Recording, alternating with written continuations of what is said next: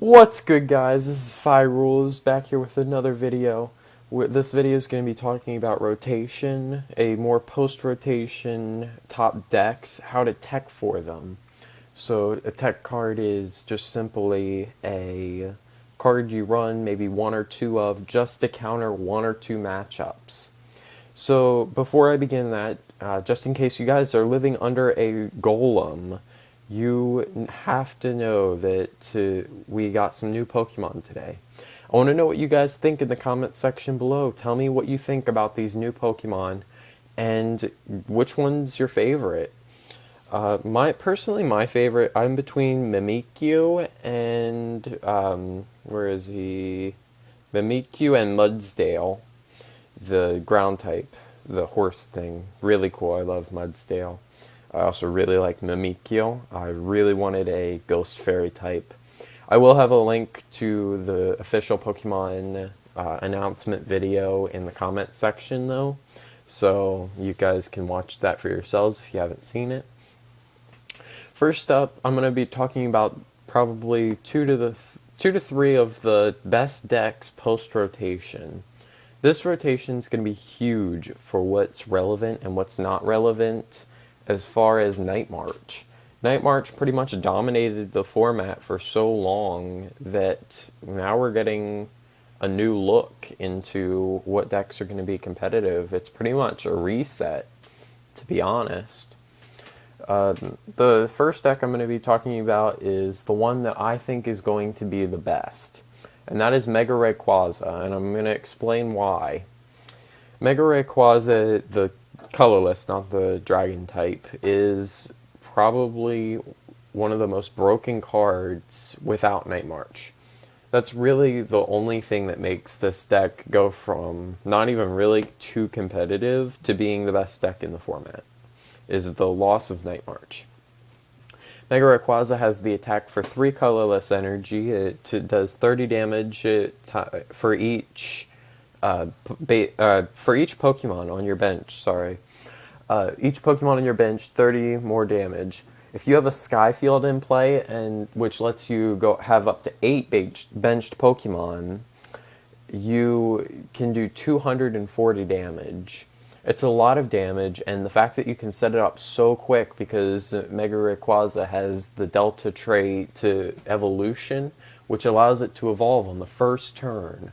So with things like Mega Turbo and Double Colorless Energy, it's not that unheard of to be going second and attacking for 240 damage on the first or second turn of the game.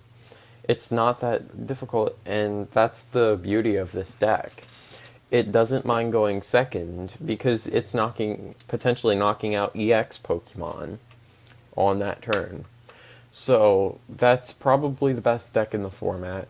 Another deck that could rival it is Zoroark. The regular Zoroark has the ability Stand-In. Here, let me pull one up there.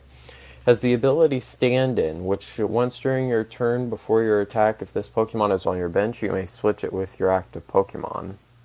And then its attack Mind Jack is what we really want to focus on.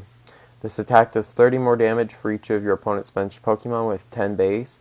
So this can hit for a lot of damage. Again, if your opponent's playing Mega Ray, which is going to be really popular, they might have 8 Pokemon on their bench at a time, that's not unheard of for a Mega Ray to have 8 Pokemon on their bench. You're hitting them for 250. It's pretty much the same thing. You're basing your damage on how much your opponent has instead of you, but this deck's going to be very popular, especially with the new item coming out, Captivating Pokepuff. It forces your opponent to bench all the basic Pokemon they have in their hand, which means they can't hold Shaymins. They can't hold anything in their hand, or any basics at least, which could mean Octillery gains a little bit of play. Mega Rayquaza isn't going to play Octillery, but maybe another slower deck like Yveltal Garb. That's what I'm doing. I'm playing Octillery in my Yveltal Garb list just because I don't want to have to deal with the Mind Jack doing crazy amounts, and Pokepuff can't force you to play down the Octillery. It can force you to play down Remoraid, but not Octillery. So this Zoroark is going to be really, really good. Another thing that makes this Zoroark good is Karen, potentially. If we get Karen, then that forces all the opponent to shuffle all the Pokemon in their all the Pokemon in their discard pile. It forces both, but with this deck, you can focus on your opponent shuffling in those Pokemon, and then they're more likely to draw into them, and then you can just Pokepuff the Pokemon down, so that they're forced to play it. It's an interesting combo. Zoroark is still the second best deck in my opinion, but it's really good regardless. The last deck I'm going to talk about is Seismitoad Giratina Garb. That deck's just really good, and it got better because Garbodor is kind of broken, to be honest. The ability Garbotoxin, it's exactly like the old one. If this Pokemon has a Pokemon tool card attached to it, each player's abilities in play in their hand and their discard pile doesn't have effect. So they don't have the abilities anymore. This can be really, really, really good just to shut off abilities, shuts off Shamans and stuff like that. Paired with Darkrai, I probably said Seismitoad Giratina. I meant Darkrai Giratina. Darkrai lets you hit for a lot of damage, and Giratina just shuts things off. Special Energy is going to be huge this next rotation. Things like Double Dragon Energy is going to be popular, and a lot of double colorless with both Zoroark and Rayquaza. So that's leading to my first huge tech, this Jirachi. For the attack Stardust, you discard a special energy attached to your opponent's active Pokemon. If you do, prevent all effects of attacks, including damage done to this Pokemon during your opponent's next turn. With 10 base power, just colorless attack cost. This card's being teched into a lot of decks right now. It should be teched into every deck post-rotation. So this Jirachi is going to be very, very good, even better, because Zoroark's going to run 4 DCE, Mega Rayquaza runs 4 DCE, Darkrai Giratina, I think, runs 4 Double Dragon, and maybe 4 Double Colorless as well, depending on the list. So Jirachi's going to be an amazing card post-rotation.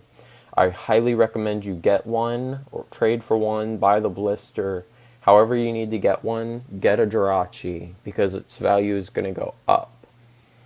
So there's Jirachi. The next card I'm going to talk about is Delinquent. This card doesn't get better in the sense that you you force your opponent to discard 3 cards, but it gets better that you can discard any stadium card in play. Sometimes that's really good when both players are playing Parallel City. This card lets you discard the stadium, and then you can play your Parallel City, because you can't counter a stadium with the same name. So if the Parallel City is facing the way you don't want it to face, you can just Delinquent the stadium away and then play your own Parallel City facing the other way. So Delinquent is a really great card, great tech card. It's going to be better. Another card that a lot of people play right now, but it's going to get even better post-rotation. The last card I'm going to talk about is a card that almost nobody plays right now, but it's going to get a lot better, and that is Umbreon EX.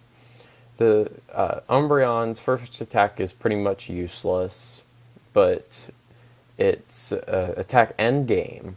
For 1 dark and 2 colorless, it does 70 damage, and that if you knock out a Mega Evolution Pokemon with damage from the attack, you get to take 2 more prize cards. That's 4 prize cards for knocking out 1 Mega. It's a great tech card for beating things like Mega Ray. It's definitely my biggest counter with my Yveltal deck. I'm going to run one of these just because being able to take 4 prize cards on 1 hit is huge. This could potentially win you a game or 2. And that's why I think it deserves a mention. So these three cards, I would recommend you get one or two of. Just even if you don't run a deck that could use them, or at least Umbreon.